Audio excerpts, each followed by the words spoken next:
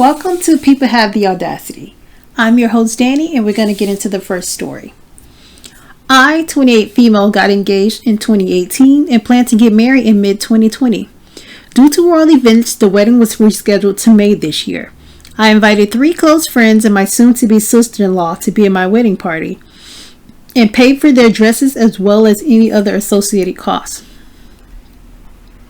Between 2019, when bridesmaid dresses was purchased, and now, one bridesmaid, Jane, had put on significant weight. In mid-2021, she started a fitness journey with the goal of getting back to her original weight. In February 2022, Jane came to me and told me she couldn't fit into the bridesmaid dress and she needed a bigger dress. Since it had been 2 years since purchasing the dress, it obviously couldn't be returned.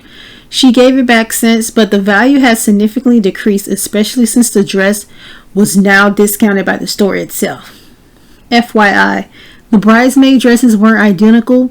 We went with dresses that went well together and had a similar vibe. I spoke to Jane and told her how much I'd hopefully make from selling the dress, and told her I'd give her that amount to buy a new dress. But I wasn't able to buy another dress for her. She got upset and told me it wasn't her fault she gained weight and couldn't fit into the dress anymore.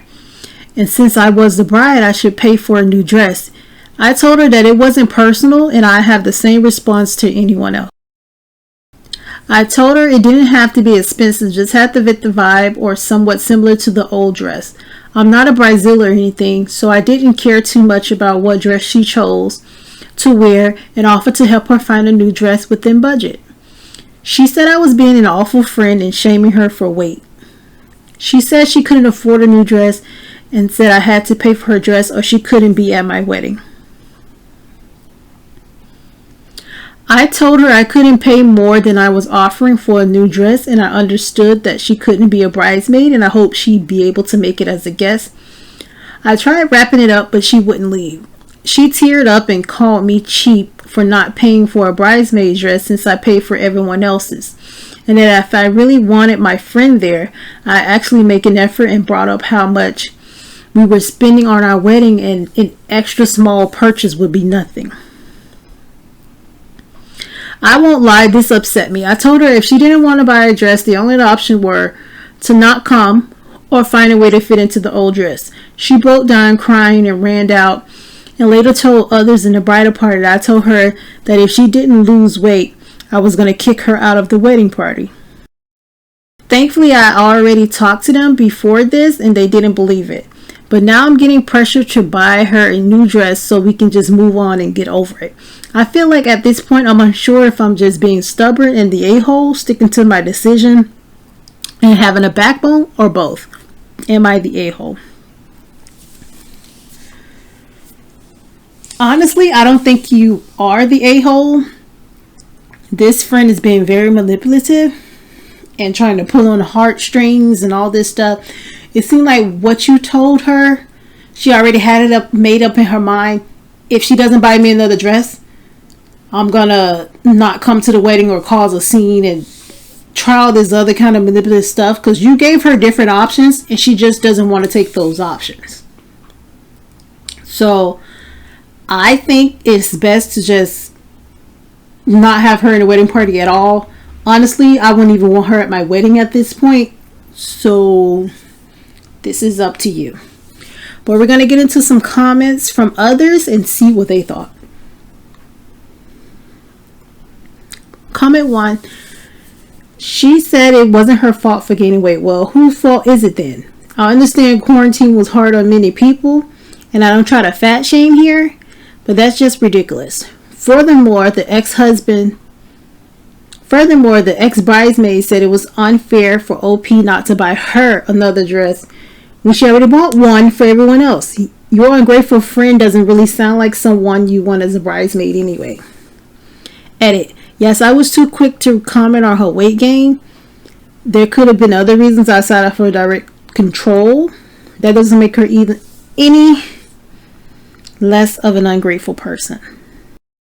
I agree. I have turned down a couple of requests from friends that I be a bridesmaid, because apparently the standard etiquette is that the bridesmaids and groomsmen pay for everything themselves, including their clothes. This was out of my affordability range, and I am impressed that you are generous enough to buy the dresses.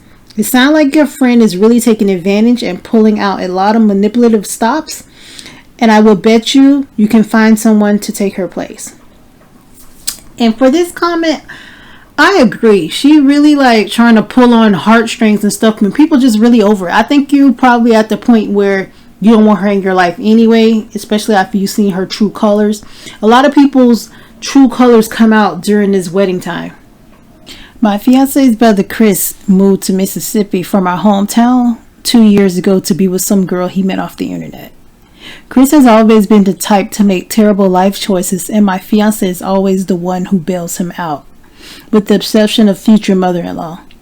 My fiance does this because he has survivor's guilt. They lived with their father growing up, and their father hated Chris with a burning passion for whatever reason, but loved my fiance Heath, so he saw a lot.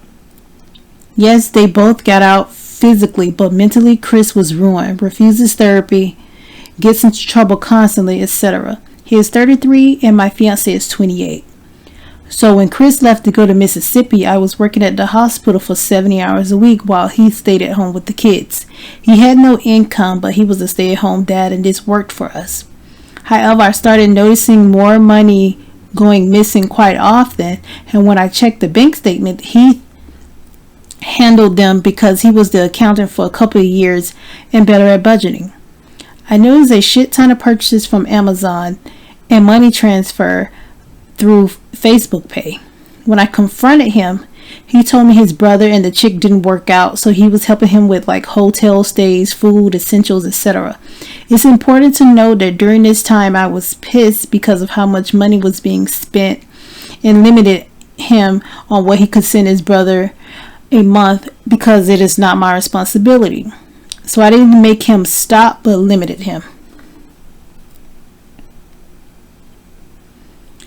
Well, budget cuts went through my hospital 2 months ago, and I was cut, along with 340 other employees. 4 wings were shut down, while mine being one of them. So I'm currently unemployed. Heath works constantly now. I also just got my taxes back. We have 3 kids. I got back a big chunk of money.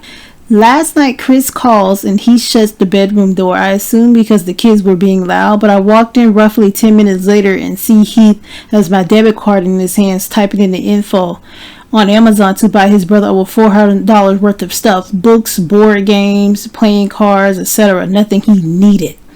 I ripped the debit card out of his hand and asked him what the F he was doing, and he looked at me like I'm an a-hole and asked what the F I had the nerve to do that. I told him I'm not fishing out $400 worth of stuff for his brother, and he goes, my brother has nothing to effing do, and this is the only way I can help.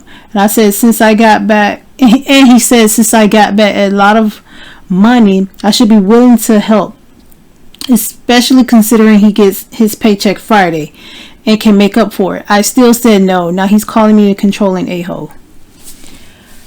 He's being very generous with your money. This is crazy. You need to lock down your debit card, cancel that card, and get another card or get a P.O. box or something like that to have it shipped there so he can't interject with it. You also need to just completely keep separate finances and kind of find a job.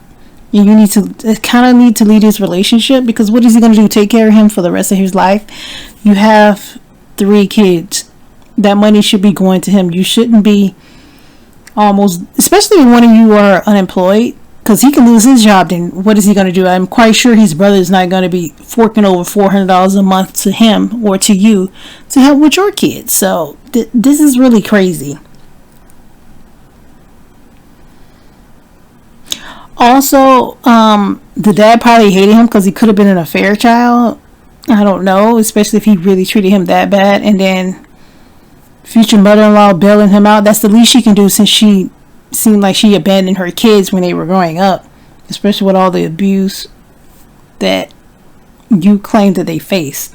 Knock the a-hole. I'll be getting a new card and lock down the old one. Change passwords, everything. And if your fiance can't be responsible, then leave. I will stop using the debit card entirely. Credit cards offer much better protection against fraudulent purchases. NTA. You will need to have a hard talk with your husband. He needs to stop this behavior or you walk. That money could be put towards your kid's future instead of giving it to your brother-in-law to set on fire. If he can't see the error of his ways, it's a marriage ender. Not the a-hole. Your fiance is taking you, your love, your money, and your habit of keeping patience for granted. It's your money and totally should be up to you in whatever decision you make to spend the money on. NTAs, please separate your finances. Your husband cannot be trusted. That money is for you as a family and for you to be able to feed and clothe your children. Your brother-in-law needs a job and your husband needs therapy. Does he plan on subsidizing his brother for the rest of his life? He can feel bad about how his brother was treated for the rest of his life. Giving him money won't change that. I think Heath needs therapy for himself as much as, or even more than his brother does. I know you keep your finances separate, but this was going on when you were the sole earner of the family. So technically Heath has been stealing from you for years. I will have a lot of difficulty staying with a man. I will have a lot of difficulty staying in a family where financial dynamic is you and Heath and supporting each other, your 3 kids, his brother for the foreseeable future. You need to get a new debit card and keep it hidden. Thanks for watching People Have the Nerve. Don't forget to subscribe to the channel and thumbs up this video. And if you want your story read, the email is listed down below.